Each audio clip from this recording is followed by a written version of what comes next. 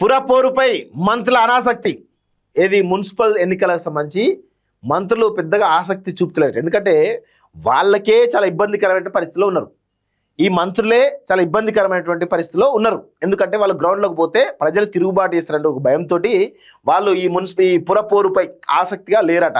So క్షేత్రస్థాయిలో అడుగుపెట్టిన సగం మంది మినిస్టర్లు హైదరాబాద్లోని కాలయాపన బాధితులపై అయిష్టత, సర్కారుకు అందిన నిఘా వర్గాల నివేదిక. షెడ్యూల్ వచ్చేలోపు రిపోర్ట్ ఇవ్వాలని పార్టీ ఆదేశం. వచ్చే నెల 2న సీఎం రేవంత్ రెడ్డి రివ్యూ అంటూ చూస్తున్నాం. మున్సిపల్ ఎన్నికల్లో సగం మంది మంత్రులు పట్టించుకోవడం లేదనే విమర్శలు వినిపిస్తున్నాయి. క్షేత్రస్థాయిలో ఏం జరుగుతుందో తెలుసుకునే ప్రయత్నం కూడా చేయడం లేదనే ఫిర్యాదులు వస్తున్నాయి.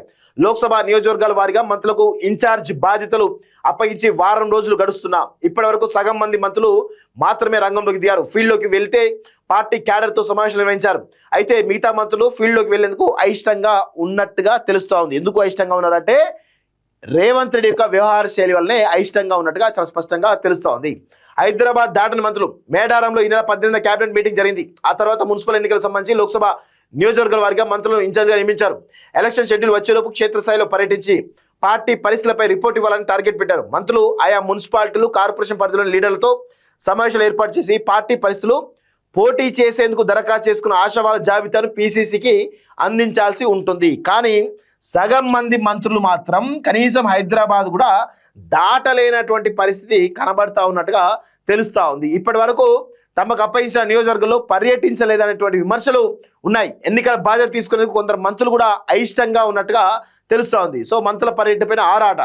సో 2న సీఎం మీనాక్షి నటరాజన్ రివ్యూ. అప్పటి వరకు అంటే 1వ తారీఖు నాడు 1వ తారీఖు నాడు సీఎం వస్తాడు.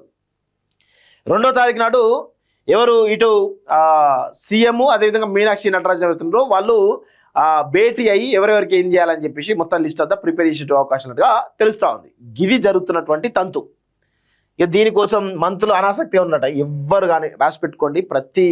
ఈ కాంగ్రెస్ పార్టీని అనవసరంగా కేటీఆర్, హరీష్ రావులు పెద్ద ఎత్తున ఖర్చు పెట్టి నెగిటివ్ తీసుకొచ్చే ప్రయత్నం చేస్తున్నారు. అవసరమే లేదు. వాళ్ళ పార్టీలో ఉన్నటువంటి వాళ్ళే వాళ్ళకు వాళ్ళే కొట్టుకొని వస్తారు. గుర్తుపెట్టుకోండి. అనవసరంగా మీరు ఎనర్జీ వేస్ట్ చేస్తున్నారు.